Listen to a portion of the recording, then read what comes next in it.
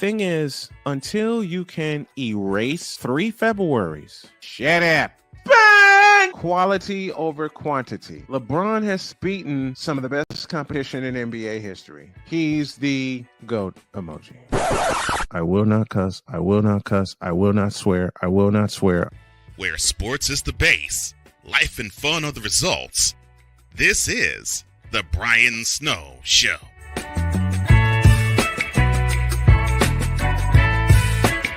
Well, we're going to have fun today. Good afternoon and welcome to the Brian Snow Show, where sports is the base, life and fun are the results. And y'all know me. I love having fun, especially with what I do. And this gentleman named Victor Locke also loves what I do also.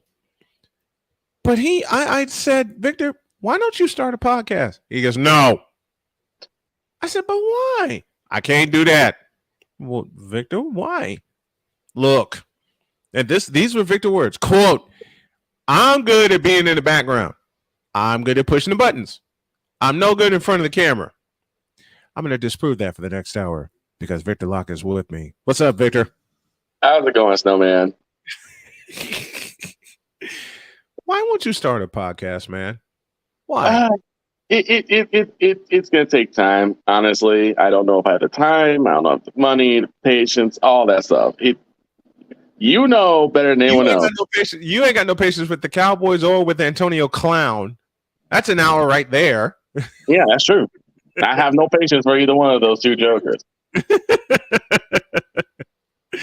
I mean, if you talk about two individuals or two groups that will put Ringling Brothers, Barnum Bailey to shame with my comments you have in that group. My God. Okay. Yes, this is an hour of the random musings of Victor Locke, and of course, I don't have my glasses on, and I don't care at this point in time. And for those of you listening on WQEE, welcome to Random Musings from both of us because it's Monday. Okay. I'll start with this. You've been a Cowboy fan since 1991. Yes, sir. And the triplets were just becoming the triplets, and the Cowboys were led by one Jimmy Johnson. Right. I asked you this morning, and you nearly cussed at me, so I'm going to twist the knife, and I'm going to ask it again. Okay. Why was Ezekiel Elliott at center for the last play of the game? Why are you asking me? The only person that knew the answer to that was Pennywise the Dancing Clown because he's the one that called the play. Even after San Francisco said, hey, we will give you a timeout. Yes. Rethink this, please. We will give you a lifeline to think. We will give you a timeout. Rethink this, please. And they said, no, we're really dead set on having Ezekiel Elliott be our center, not running back, center. and that's how Ezekiel is going to leave Dallas. He's going to leave Dallas saying, the last play I had the Dallas Cowboy, I was the center. You can't make this up, folks. No, you can't. Not even the best writer in Hollywood could make this up.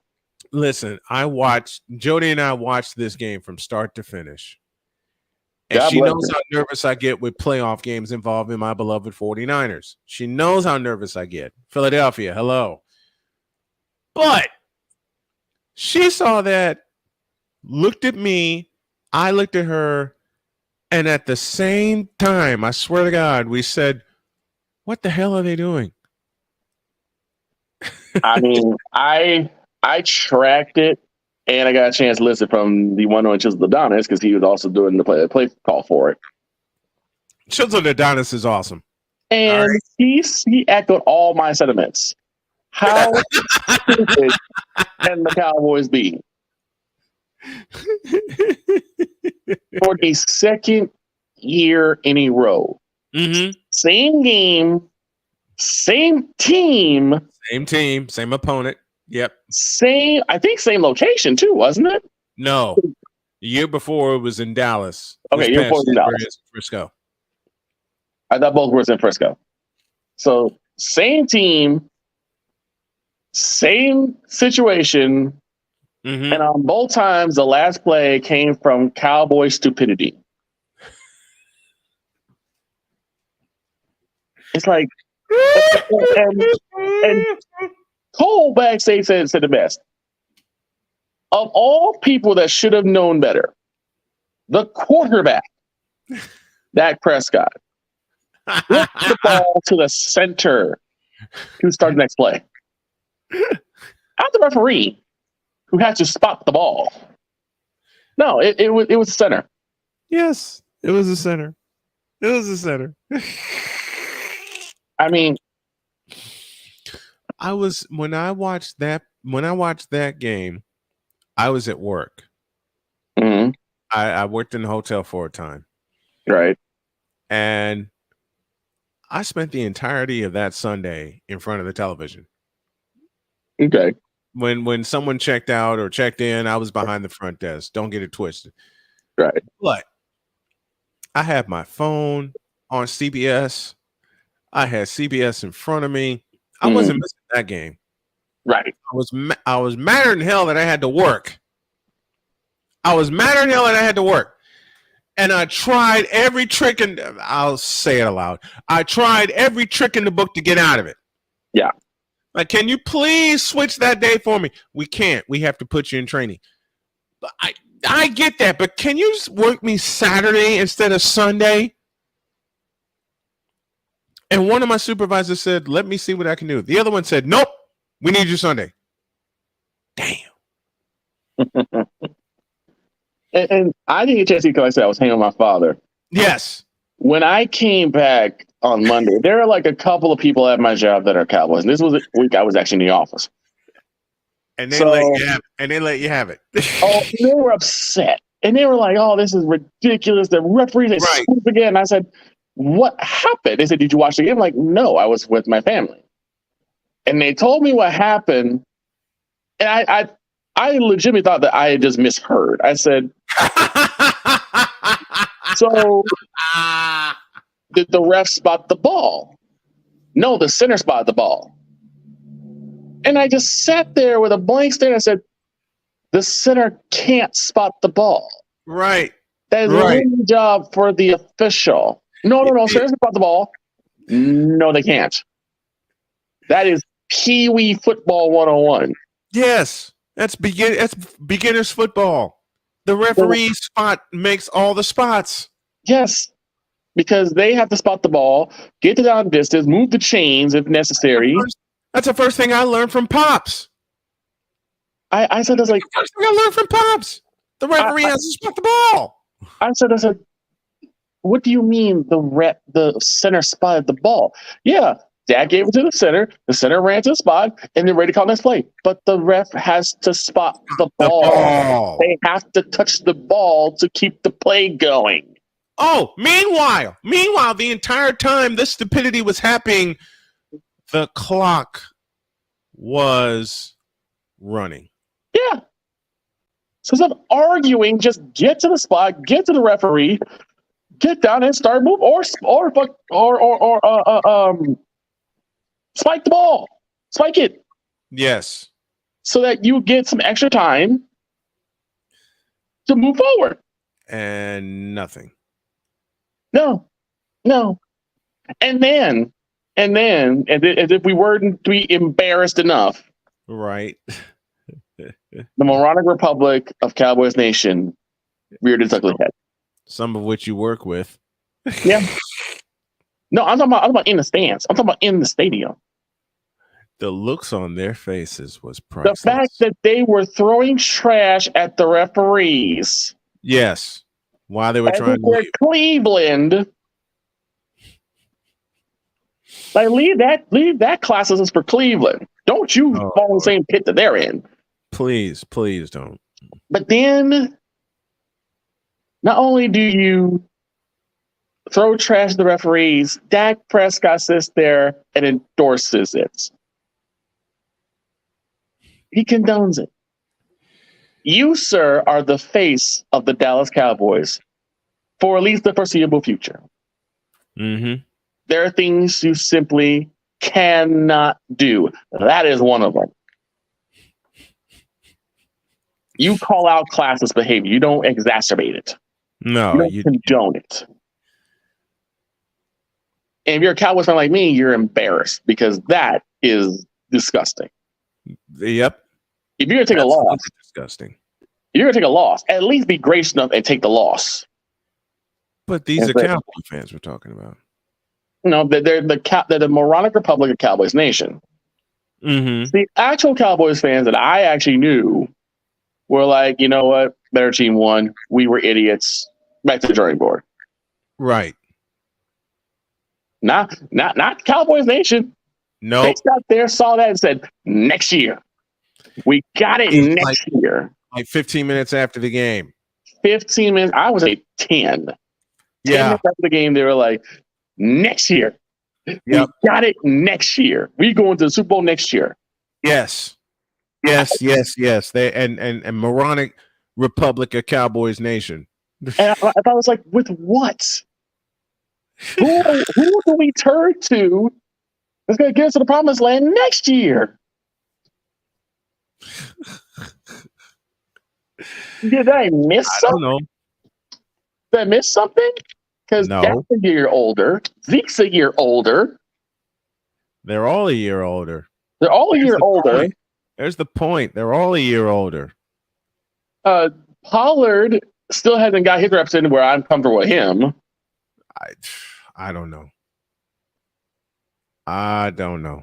Who were we supposed to have? Who were we supposed to turn to and say, this is our savior? Pennywise? No. You want to hear something funny? Sure.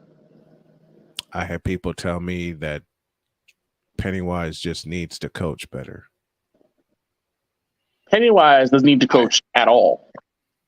I actually heard people say that to me. Pennywise needs to step away. Go to the learning tree. Do something. Take up crocheting. I don't care. He said go to the learning tree. Do not have a headset and a clipboard in your hand. He said go to learning tree, y'all. Go to the learning tree. Take up crocheting. I don't care. That's a mentality. That's a segment of Mentality for those of you who don't know. Another fabulous show on the network.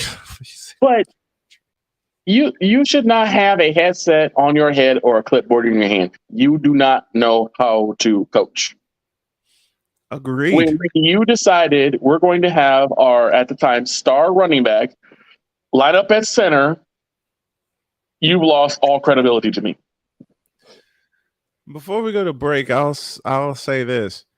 The 49ers gave the Cowboys the lifeline, but it was the 49ers who used it. Yeah. Because they had the wrong person over Ezekiel Elliott. They needed someone not just with power, but with speed. So they changed and pulled the big guy they had over center, and they inserted Dre Greenlaw. And then what they could have done, the Cowboys could have done is said, oh, they're moving someone. We'll do the same thing. We'll get a center that's going to actually be able to handle that. And truck him.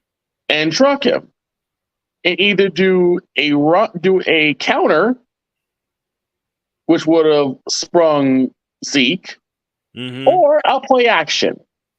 Anything but what they put on the field. I don't get it. I don't understand. I don't understand it either. Victor Locke joining me here on the Monday program of the Brian Snow Show. We'll take a break, and when we come back, more random musings of Victor Locke and yours truly. Back after this.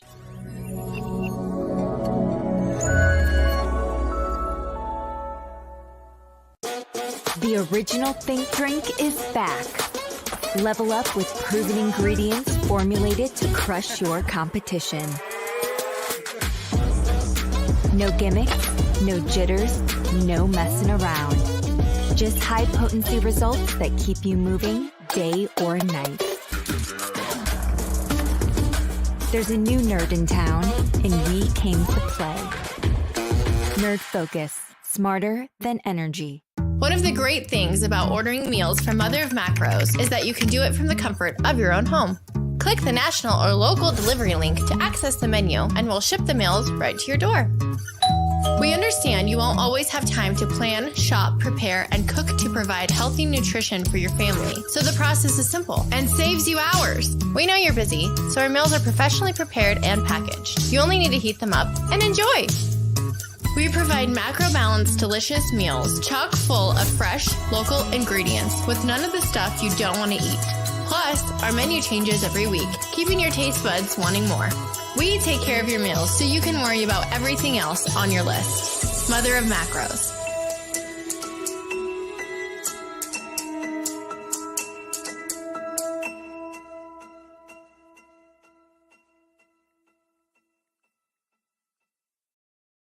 This planet has been great to me.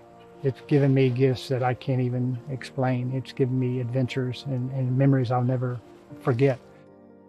And Battleborn, I think, has given me the opportunity to go beyond and give something back. How can I be a better custodian to this planet and the place I live? That's where I am with Battleborn. Let's make the planet a better place.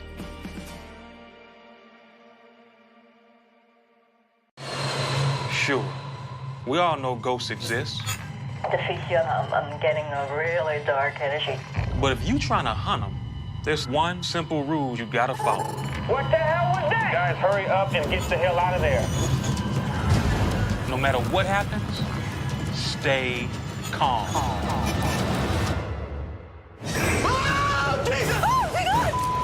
Run! Oh, hell no! Hey, Matt, what's up? Okay, that's a balloon. It looked like it was a demon. Wow. We be fly for nothing. We be fly for nothing. O-E-O, mucho. Run it. So where are we going? A haunted pinata shop. What? An old Korean brothel. Oh, Lord. A funeral home in Compton? Yeah. You don't like us, do you? It's business. I get fly for nothing. I roll with O-P-O. Official paranormal operations, baby. We got infrared cameras set up all over the place. Whatever's in there, we're gonna get to the bottom of it. Y'all down with it? What the is this? I have robot strapped to my abdomen. What the hell is going on? Are you with us right now? You okay? Guys, we got action. I feel like something's in here. Don't nobody want you with us. Man, they got some going down in there. It could be a succubus. Suck you, huh? It's an energy that feeds upon you in a sexual way. Like, Not with the teeth like that? oh, yeah. We be fly for nothing. All right, investigation's over. This bitch is haunted as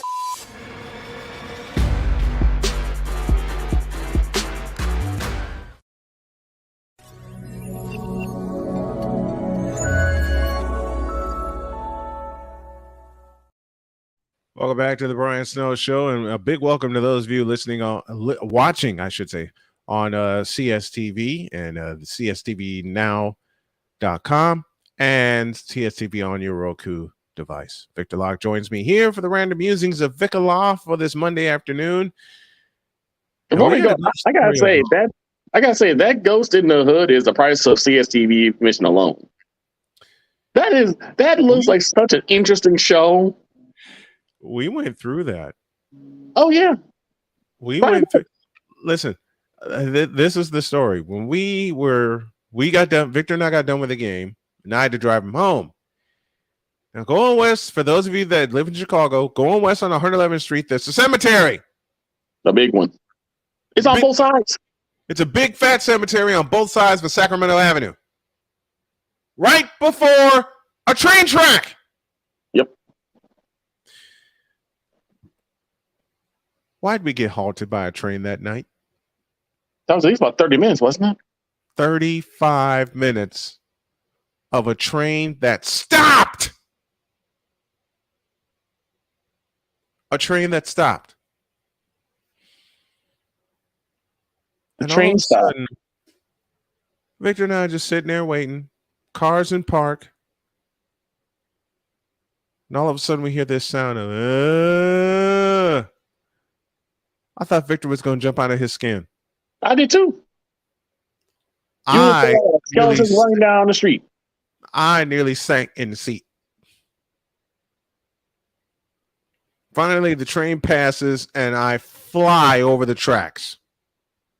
I'm not supposed to do over 40 in that. I'm doing 70 all the way up to Victor's place. Dukes of Hazzard didn't have anything on us that day. No. Hell no. At all. Like, leave the man alone. Leave the brothers alone. I can't say it the way I want to say it. No, but there's a leave the brothers alone. Leave the brothers alone. Nothing. The hell with you. No, but a all-black ghost hunting team sounds like the biggest oxymoron in the world. Yes, it does. But that is so entertaining. I would love to watch it. I'm going to watch an episode of that. Just seeing the promo alone reminds me of what we've been through every time I drove you home when we were running late. And it was nighttime, too. That was the messed up part. It was nighttime. It was funny. There was one where I had to drive home by myself. Uh-huh. And same thing happened. Same cemetery. And I'm sitting there, and I could have swore I saw something. I looked at my rearview mirror to see if anybody was behind me or people started to back up and U-turn. Yes. And I saw someone that came from my left side, went through the trunk of my car, while standing, to my right side. And I said, what in God's creation was that? Well, Victor actually said in an edited version was, what in the all types of blue hell was that? Mundo. And just like last time, I floored it. I said that place is haunted. And the bad part is haunted. The bad part is that is still my route to get home to this day. I'm so sorry. Still take that same route because take the 112 to get to and from. I'm so sorry. The one of the last times I took the bus up to Brother Rice to cover a game, I swear to you, we got halted by a train again. Oh no. I'm glad I left my mother's house early to go cover the game. I'm so glad I left early because we were sitting in that track for an hour. Oh no. I fell asleep. Right. You know how I am. If I'm running all day long like I am today, there's a point during the day I'm going to crash. Well, you're going to crash, yeah. I crashed on the bus. Okay. I didn't realize we had gotten to the end of the line. Up at Pulaski. And I feel a hand touch my shoulder. I jumped and nearly swung on the bus driver. That's how deep of a sleep I was in. And the last thing we were beyond the cemetery. Didn't realize we were beyond the cemetery. The cemetery frightened the blank out of me. Right. And it's like the last thing you saw was the cemetery. That was the last. I swear to you, that was the last thing I saw before I crashed. Yeah. So you basically was like, oh no, you're not about to touch me this time. We about to box. I'm borrowing from you. We're not going to fight. We're not going to wrestle. We're about to box. We're about to box. You're like, oh wait, it's the bus driver. Yeah. The last thing I saw was the cemetery, and like you, I saw something moving. It's and I'm staring at it. Right. It ain't a person running for the bus either. Because we were in the middle of the lane. We were in the middle of the lane when we got halted. I see somebody moving toward the bus on the driver's side. Oh no. I nearly peed my pants when I saw that. That's the majority where the graves are at too. Yes, on the left side. I said this is not happening. This is not happening. This is not happening. And we had a full bus. Apparently, a young lady saw the frightened look in my eyes, and she came over and sat next to me and said, "You can calm down now. It's okay." Well, hell no. Did you see what I just saw? Right, like, no, it's not. Running toward the bus, she gently put a hand on my arm and said, "There's nothing there. Don't you lie to me." Oh, there's nothing there, huh? Then you want to tell me what in the all types of blue hell did I just see running toward the bus on the driver's side? Like, you want to explain what that is? Exactly. She's cracking up. I don't find nothing funny. I don't find a doggone thing funny. So she calmed me down. Don't ask me how. I don't know. And I had caffeine to this point. Right. I had 2 bottles of Coke. One when I was at my mother's house, and one when I got to the gas station. You know the gas station I'm talking about across the street from Morgan Park? Yes. That it's one. Still there. It's still there. It's still standing. Mm-hmm. That one. The one that had the 20-ounce bottles of Coke for $1.50. Mm-hmm. And you and I used to pig out on those when we would go to Brother Rice or to Maris. Those. Yep. I had 2 of those.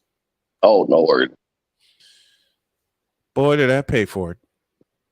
I gotta say, this is one from the person that you and I both know named Bill. Oh, no. So, Big Bill. Yep. So What's Bill, what's up to David 3000, to Ryan McCoffey, and to YouTuber Jimmy Butler. Thank you all for joining us. Victor and I sharing stories here of our time in Chicago. So Bill and I, it was Mindy's idea to go to a cemetery known as Bachelor's Grove. Now, Bachelor's Grove is the most haunted cemetery in Chicago. Bar none, there's not one that comes close. It's considered to be one of the most haunted cemeteries in America, actually. Why did you do that? Because I got bribed in with, beer and chicken. And you got tricked, didn't you? Oh, yeah. Oh, yeah. You got tricked. Mindy tricked you into this, didn't she? Yep. Because Bill had nothing to do with this idea. So I already know Bill had nothing to do with this idea. It was a joint effort. It was actually more so Mindy's sister who wanted to go. So we all decided to pile in. We get one other person. Mm-hmm. I'm not going to say his name because it would embarrass him too much. But he wanted to go with us because it was Bachelor Grove and it's spooky and all that. Right.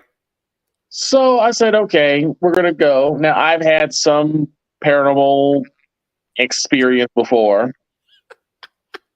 I said, whatever you do, don't touch anything. This place is known for being highly vandalized. Exactly.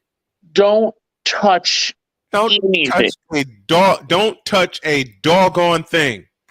So we go in and we look around, just kind of get the feel of the place because it's in a forest preserve. So you go through the forest preserve, and then to the right is where this little cemetery is. Where was this again? This is like right off of Midlothian Turnpike. Yeah. See, that frightens me alone. Oh, yeah. The Midlothian Turnpike. And we had to go through there twice to get to Standard Bank Stadium. Yep. So you had to go down that street, and then on the left side, you'll see a little turnoff and a little forest preserve, a little walk path. You go in the back, and there's the cemetery. So we go in there. We're spending like about 15, 20 minutes in there. We come back. Everything's fine. The next morning, Bill and I, because Mindy had to work, Bill and I went to IHOP and had pancakes. Yes. We're eating, and I get a phone call from this guy. He says, "Can you take me back to the Grove pronto?" I'm like, "What? Going back there? There's no back there. I went there the last time just because. I'm not going back. No." Right. He's like, please take me back. I will pay you for gas money. I don't have the car. You got to convince Bill. So he convinced Bill. We go. We take him back over there. Oh, God. Why'd you do that? I'm like, you're going in by yourself. So you go in there and do what you need to do. He went back. He came back after a little bit. And then I asked him, okay, I have to bite. Why did we need to come back here? Oh, no. Well, he wanted to impress a girl. What? So, yeah. So he took a little. He wanted to impress a girl, so he went back to the spookiest place on the planet. Oh, no. He wanted to impress a girl, so what he did was he grabbed a small, like a little rock from the Bats Grove. What he didn't say was he grabbed it from the biggest tombstone in the place that has been kicked over and considered the most vandalized. Now I'm mad because I told him don't take anything out of that doggone place. He decided to take it. He took it, and then he said the following. That night I woke up and there was a creature in the top corner of my bedroom just standing there in the corner like Spider-Man. Don't! I said, okay, that's well and good, but guess what? You don't know that thing's gone or not. That thing may still be there. I tell you, Snowman, don't do it. Don't do it. For anyone who even thinks of doing paranormal investigation, don't do it. There are things you will see you cannot unsee. You know what my sister convinced me to watch? Oh, no. I love you, Nicole, but I hate your ass for convincing me to watch The Shining. Don't you want to watch a movie with me? No. I got tricked into watching The Shining. What? Absolutely. Absolutely. Now I got to share this with you. Since we're talking paranormal stories, and thank you to CSTV for Ghosts in the Hood, which is where this segment started. Yep. I was away at college at Northeast Missouri State. Halloween weekend. Oh, no. This is 1990. Oh, no. Yeah, I will repeat the year. 1990. Oh, no. Anybody that remembers any part of the year 1990? Yeah. 1990, some of the strangest went on. Yeah, that's true. So I get talked into going to this party, one, off campus. No, thank you. And two, it involved the Rocky Horror Picture Show. Oh, what did I get myself into? Right. Anybody that has seen or fixed your eyes to see the Rocky Horror Picture Show knows how it begins. Begins with a wedding. Why did I see people throwing rice at the thing? I said, what the hell are y'all doing? We're participating. Well, I'm not. And we both grew up around Chicago women. Oh, come on. You'll enjoy it. No, I won't. No, that's a trap. That's a big trap. That's an absolute trap. Oh, come on. You'll enjoy it. No, I won't. No. Every time someone says that you'll enjoy it, you usually end up not enjoying it. I'm wondering one thing. Where's the food y'all promised? Right. It was behind me. Oh, okay. I sat at the table and ate until my stomach hurt. And of course, that was 30 years ago, and I was a lot heavier. Man, after watching that movie and seeing Dr. Frankfurter, I swear I had nightmares for a week. That was going to come get me. Yeah. My mother. Who you talk to? Hold on a minute. Then the week after, the same people who bribed me with food and drink said, why don't you come back over and we'll watch a football game? Hell no! No. Hey, you don't want to watch football with us? It's not that I don't want to watch football with you. I don't want to watch football with y'all there. I don't want anything coming out of there that shouldn't be. I don't want anything to do with that joint ever again. Ever. Oh. I said it. I don't want anything to do with that joint ever again. Ever. My mother. I don't blame you. My mother, who you fucking with. What'd your mom do? My mother, to this day, mind you, has a crippling fear of The Exorcist. To this day.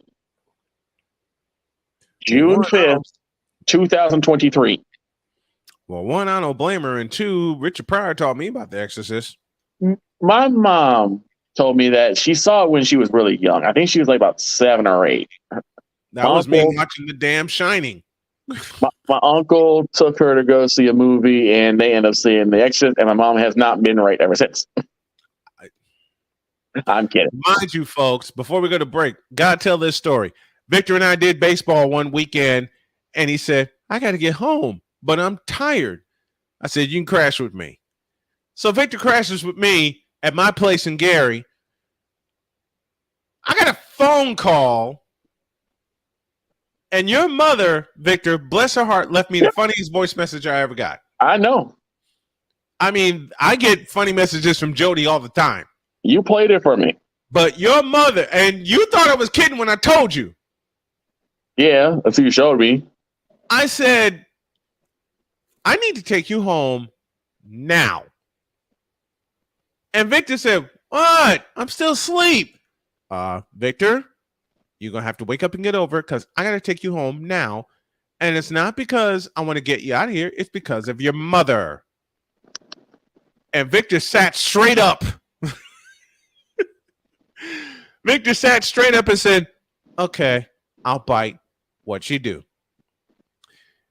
She left me the following message, and it said, quote, hi, Brian, this is Victor's mom. I'm calling because I was wondering if you were in possession of my child.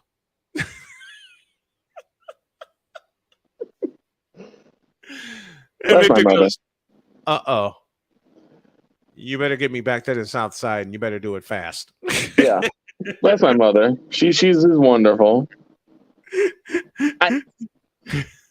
So when she told me about this, she also told me that there have been people, because there was this big thing going on where they would attach, like, here's the newest R. Kelly song or the newest Michael Jackson song, and it would start off normal, and then there was a picture of Linda Blair as Reagan screaming at the screen. My mom has said the following, quote,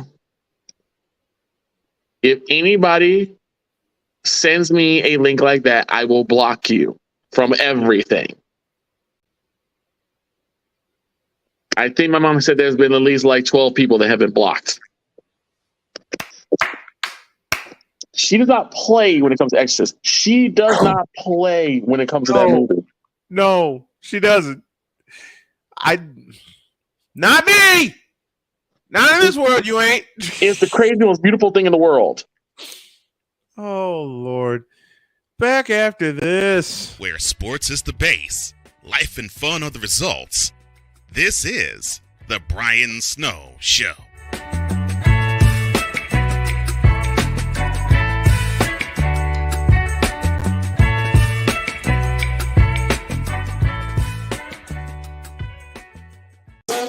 The original Think Drink is back. Level up with proven ingredients formulated to crush your competition. No gimmicks, no jitters, no messing around. Just high potency results that keep you moving day or night. There's a new nerd in town, and we came to play. Nerd Focus. Smarter than energy. One of the great things about ordering meals from Mother of Macros is that you can do it from the comfort of your own home. Click the national or local delivery link to access the menu, and we'll ship the meals right to your door. We understand you won't always have time to plan, shop, prepare, and cook to provide healthy nutrition for your family. So the process is simple and saves you hours. We know you're busy, so our meals are professionally prepared and packaged. You only need to heat them up and enjoy. We provide macro-balanced, delicious meals chock full of fresh, local ingredients with none of the stuff you don't want to eat. Plus, our menu changes every week, keeping your taste buds wanting more. We take care of your meals so you can worry about everything else on your list. Mother of Macros.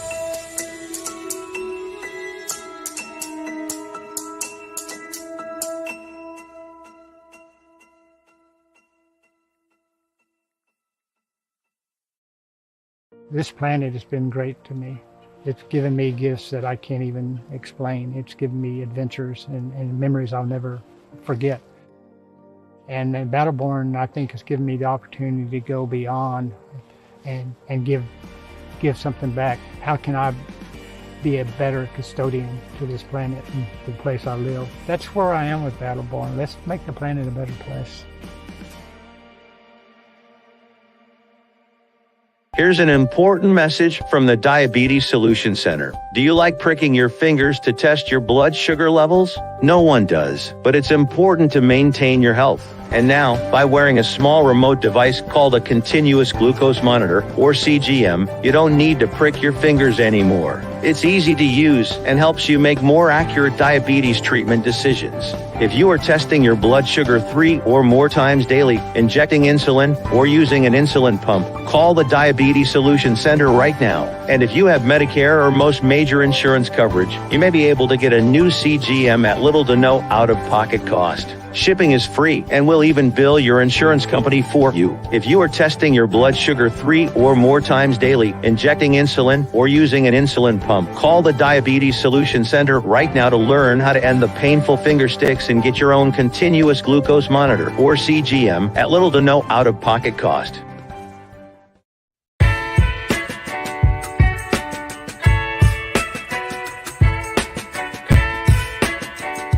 The thing is, until you can erase 3 Februaries, shut up.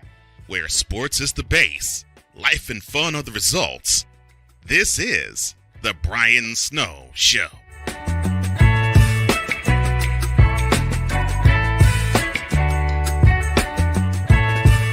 Our executive producer is Cole Johnson. Our producer director is Mike Daugherty. Victor Locke joins me here. And Cole is such an evil genius. Oh, no. It just seems like he takes whatever we say out loud and visualizes it. Yes. Until you can erase 3 Februaries, shut up. 3 whole Februaries, y'all.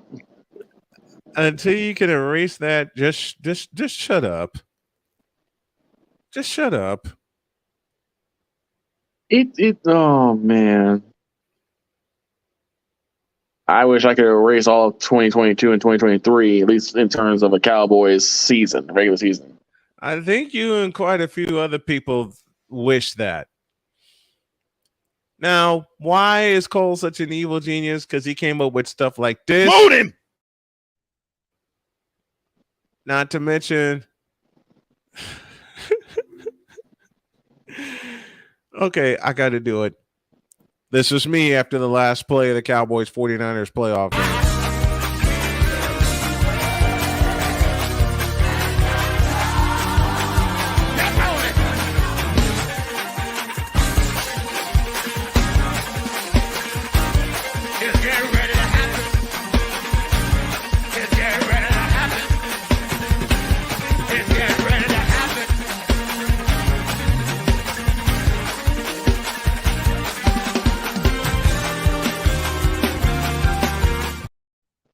I can't do the whole thing.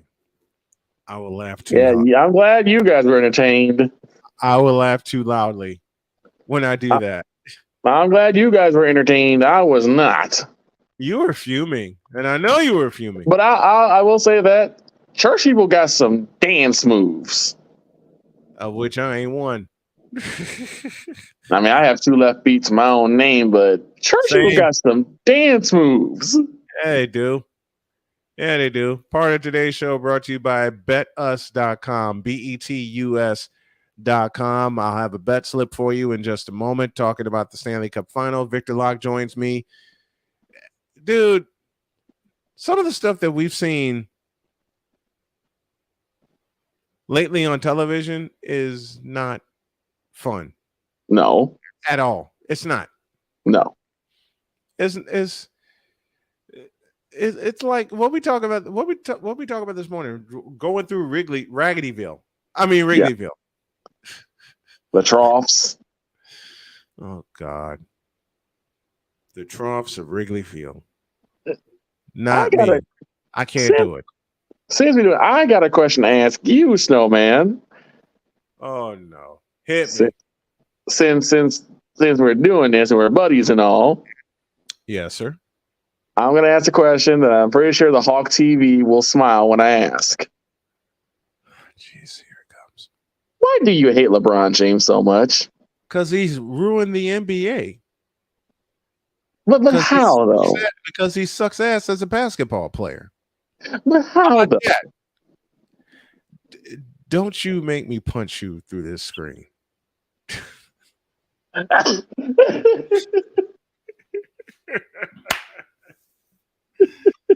Only Victor can ask that question and elicit that reaction out of me while I'm smiling 2 feet deep. And only can Snowman sit there and give a kind of threat like that. I will punch you through the screen. No one would wreck the screen I have in front of me. Exactly. And Jody would not want that. No, she would. If that happened and she came through the door, she would just look at me, shake her head, and walk away. She wouldn't even ask why. That's fair. That's fair. She wouldn't even ask. She wouldn't ask why. She'd wait for me to sign off, and then she'll come to me, put her arms around me, and just go, "You are such a dork." Yeah.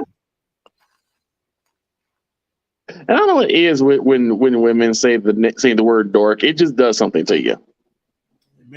It makes you giggle. It does. It does. Because this sure hell makes me giggle. I've been called dork many a times, and it makes me smile every time. I can't help it. I simply cannot help it when it comes to Jody calling me a dork or all that, or any little nickname she says to me. Okay, so I am going to ask a legitimate question now. If by some horrible situation, Brock Purdy is not ready for week 1, who you got? Sam Darnold. Sam Darnold. Sam Darnold. By the way, for Ryan McCoffey, who just appeared in the chat, this is my thought of LeBron. Trays, trays, trays, trays, trays, trays, trays, trays, trays, trays, trays, trays. Trays, trays, trays, trays, trays, trays, trays, trays, trays, trays, trays, trays. Thank you, Ryan McCoffey. Thank you, Ryan McCoffey. And now this word from Stupid University. So I realized that I think even though it's not advertised, right, there has to be a place for stupid people.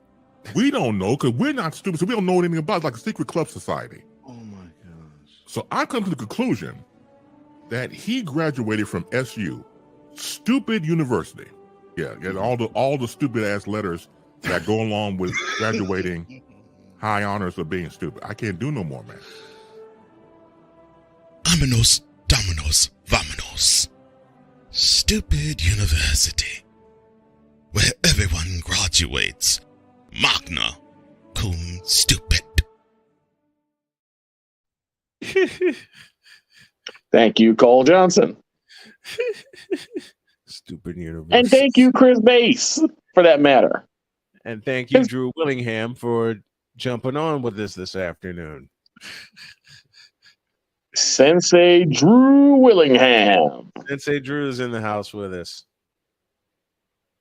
Bow to the sensei. Yes, please. Oh, gosh.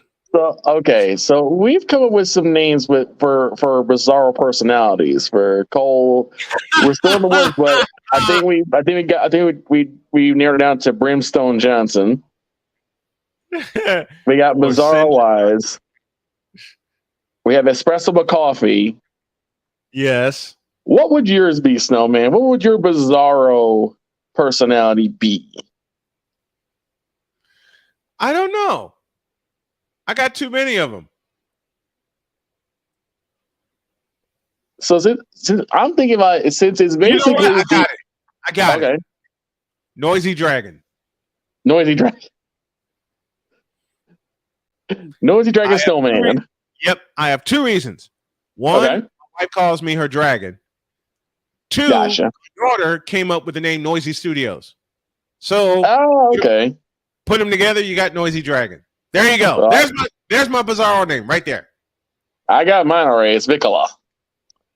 Vicola. Oh, Lord. Oh.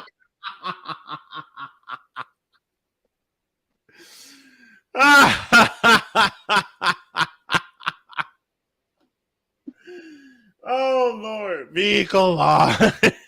So a question for you guys, a question for you, Snowman, a question for the chat. I know your answer, Snowman, but question for the chat. Who is their most hated baseball team? You know mine. I know yours because it's mine. The Chicago Cubs. Exactly. It's the Chicago Cubs. The Cubs. The Cubs are trash. The Cubs are trash. The Cubs. Their world championship. Leon Durham. Rick Sutcliffe. Let me think. Ryan Sandberg.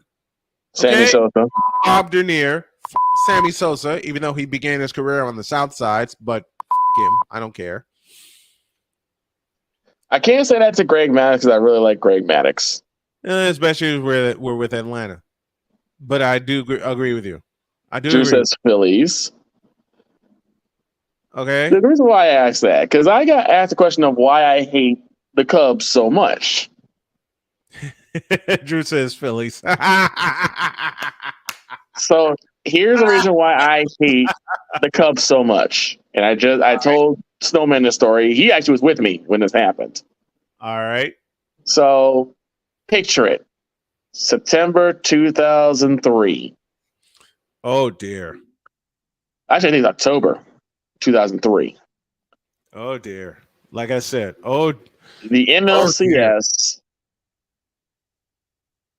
The Cubs have 5 outs. I knew it. 5 outs. 5 outs. As Bill Cosby would say, 1, 2, 3, 4, 5, 5 outs. They have 5 outs to go to get to October 14, 2003. Here I go with my memory again. Hey, I need you for that one. Yeah, October 14, 2003. Ryan says the Red Sox. You know why? Yes, I believe it was a foul shot to left field. Excuse me. Ball goes in the stands, at least 2 inches. Moises Alou goes up for the ball, and a fan named Steve Bartman gets a hold of it. Poor Moises Alou. Which is called the foul ball. It's not called interference. It was foul ball, which means you can still go ahead and get the other 5 outs. Yep. You were closer. Yep. Yes. Yes. Instead, not only do they blow the lead in game 5, they lose in game 6. And you know what happened in game 7. Yeah. From 3-1 to out. And then they basically chased Steve Bartman out of town. They took the baseball. We talked about this morning. They took the baseball and served it a last meal of lobster and steak. Oh boy. These delusional people fed a baseball, A last lobster, rites meal. and steak. A last rites meal. Then proceeded to blow up the baseball, soak it in beer, and then made a pasta sauce out of it. I did some research. There were no actual entrails of the baseball, but apparently the remnants were steamed and distilled and placed in the final concoction of the sauce. Because I can tell you there would have been a lot of people very, very upset if they got baseball string in their pasta. And my next words are as follows. You fool! You want to know why I hate the Cubs? That's why. Because only a moronic group like that would actually blow up a baseball, serve it a last meal, blow it up, and then put it in a sauce. And put it in a sauce. A sauce I will never touch. Ever. And you and I saw that. A sauce I will never touch in life. Ever. I wouldn't either. I wouldn't touch it either. I can't do it. I don't get it. I don't get it. But yeah, if you want to know how the Cowboys season gonna go, pray.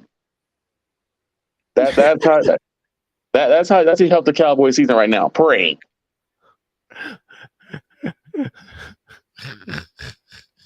You know how the rest of the Cubs season is going to go? Pray for them too, which I don't. No, they're beyond prayer. They're beyond help. They're beyond help. They're beyond help. Victor, thank you so much for joining me this afternoon. I appreciate it. Thank you for having me, Snowman. The random musings of Vicalah. And y'all only heard a part of it. This will turn into a show on its own. On that note, I'm getting out of here. I'm going to enjoy the rest of my day. Y'all enjoy the rest of yours. God bless you. I'll see you tomorrow.